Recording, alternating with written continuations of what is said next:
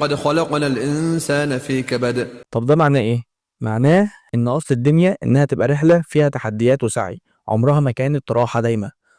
بس ركز، السعي الحقيقي مش معناه تعب بلا معنى. السعي هو انك تشتغل وتتعلم وتطور نفسك وتتحرك وتدور على مصدر رزقك، لكن في نفس الوقت تعرف تريح، تعبد ربنا، تهتم بنفسك وباللي حواليك. الدين عمره ما كان دعوة لانك تتسجن في الشغل وتفقد كل حاجة في مقابل شوية فلوس. النبي عليه افضل الصلاه والسلام والصحابه ما كانوش بيقعدوا اليوم كله في الشغل، كان عندهم اوقات للعباده الحقيقيه، اوقات للضحك، للراحه، للاهل، للنفس. طب ايه اللي حصل؟ اللي حصل ان المجتمع دلوقتي خلط بين السعي الضروري وبين الضغط المصنوع. بقينا بنشتغل ساعات طويلة علشان نلحق الحياة، مش عشان نعيشها بجد.